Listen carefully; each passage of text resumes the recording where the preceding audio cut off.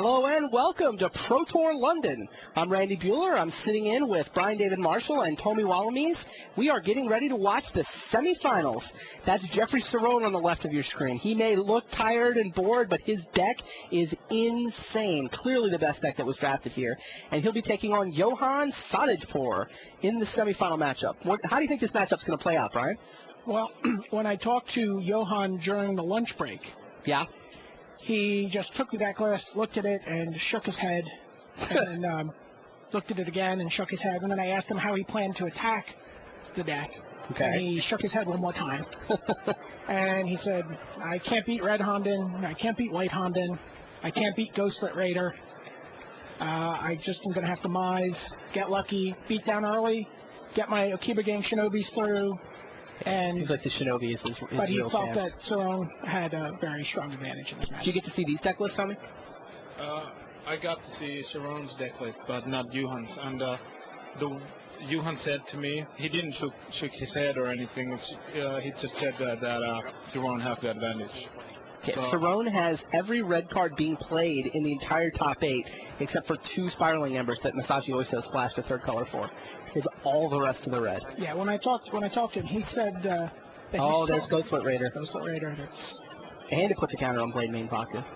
He said that he saw someone was going to have a very good red deck, Johan said. Who said? Johan? He said he was passing through a very sure. good red deck. He knew someone at the table was going to have a very good red deck. Yeah. It often happens that red goes late. Yeah. I've had the best decks I've had in this format are when I take red and it's underdrafted. It's not that uncommon like on the 8-4 Orobi's drafts. Whisper for the Ghostlet Raider. There's an answer, right? It's an answer. It's not that uncommon in the 8-4 drafts in Moto to get like 6-pick barrel downs. It wasn't uncommon in this draft either. Yeah, that just happens because in the first 2 sets red isn't that good, and in CCB format red just wasn't that good. So people haven't updated their pick order for Saviors? It's hard to update since you're still relying a lot on the last set. So it could just dry down. Did you have a sense of the red at the table when you were drafting? Did you have a sense that somebody was building up this really strong collection of red cards? Meanwhile, devoted retainer trades for Blade Main In Pocket. Betrayers, I got that feeling. Not before. My third pick was between the Kami of the Hunt and Kami of Fireshore. So I took a Kami of the Hunt, and I wish I could go back. That's hilarious. That's exactly what Masashi Oiso did. His Really? fourth Yeah. pick was Kami the Hunt or Kami of Fireshore. He took Kami the Hunt, and he should have taken Kami of Fireshore. Yeah. That's hilarious.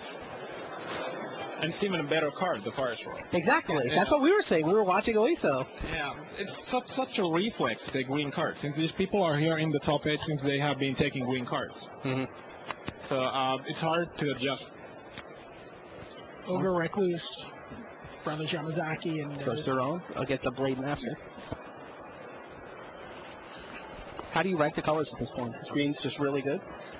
Green is really, really good, but it's hard to get the further you get in tournament. The card I dislike the least is white, since when you get the good decks, it's because you get a lot of cards in the last pack, since that's when people can't switch anymore. Yeah. So they have to give you the good cards. And white has no first pick commons in the last set. So you lose a lot by taking white. So Watch for Sadajpour. I think we just heard that Reckless. Fujita took game 1 at the back table. Wow, that was fast. That was really fast. Malin put out an Oni Slave. With Onaginata, that sounds alright. Oh, Phantom Wings. Painful.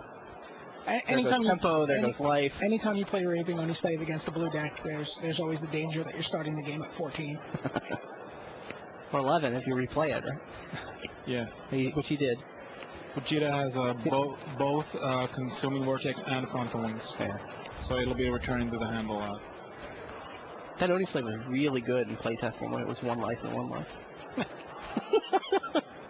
It was a lot better. It's better than people think it is at 3 life, 3 life. I agree. I think it's still playable. You really want an aggressive deck, though. I'm starting to lose hope on you guys when you start playtesting those cards at 1 life, 1 life.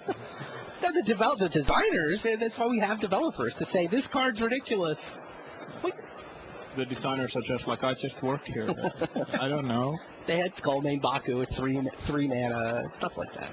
You could have the artists like design the cards. They could pick the numbers about as well as the designers do, I think.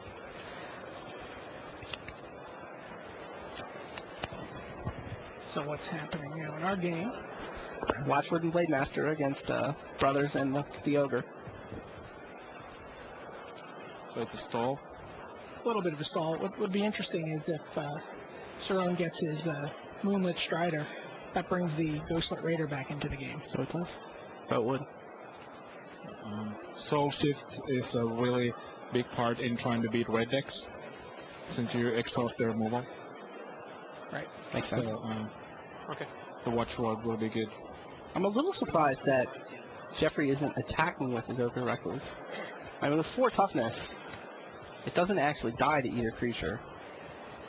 Maybe he knows Sure, some so tricks. it's double blocked, but that seems Maybe he's better than playing leaving it around on some defense tricks. and having it tapped every turn. You think he puts Johan on a trick?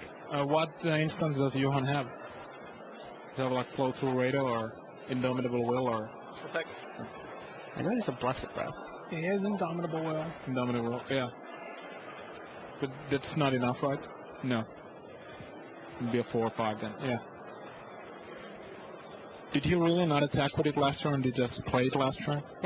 No, he left it on defense, I believe, twice. Right. Blessed Breath. 2 different turns, he just left it on D.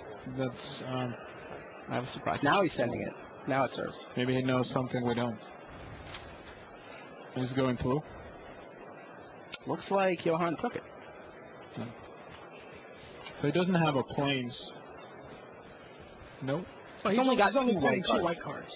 He's the flashing Honda- white for the white Honden, since he has red Honden anyway, and for the Moonlit Strider. That's Moonlit it. Strider, yeah. Moonlit Strider is a pretty good splash when he has a red spirit. Yes, Exactly. absolutely. He also has, when we were talking about this earlier, I don't think we fully considered Johan's, the Moths, Tower Drakes, I keep calling them, but they are the They're Moonlit, not easy to kill. Moonwing Moths. Not easy to kill with red spells anyway. Those could be very good. In his last And draft, Cerrone falls to 11 there. So. in his last draft in the Swiss, Johan had the red spirit guy and 6 ways to soul shift him back. So that's sufficient. Yeah, with 10 planes in Johan's deck, those guys have a lot of toughness.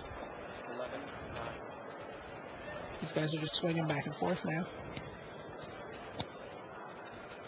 The Brothers and the Watchword just stare across the field with each other. Does Jeffrey have finishers? Is it dangerous to go to low lock? Or does he just have like creature removal? He has Undying Flames as a finisher. Undying Flames, yeah. So it deals like average 3 points a turn or something. About 3 points a turn. Yeah. About 3 points a turn. He doesn't have a Devouring Rage. Yeah. So next turn Johan is probably blocking. Oh, there's the Strider. That was so Jeffrey drew the planes, I suppose. Either way. Now he gets to save a creature in combat, return the Ghostlet Raider, which he can then use as a Torrent of Stone, essentially, or just cast it. The Soul Shut it Shift down. guys with an activated ability fairly often get either a 3-4-1 or just a lot of tempo advantage. Played at the right situation. Discovering death. Right. It could easily be a 3-for-1 here.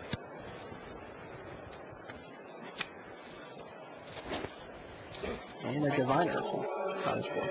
The Diviner is really good now, and now in the format. Why did it get so like much better? the Spirits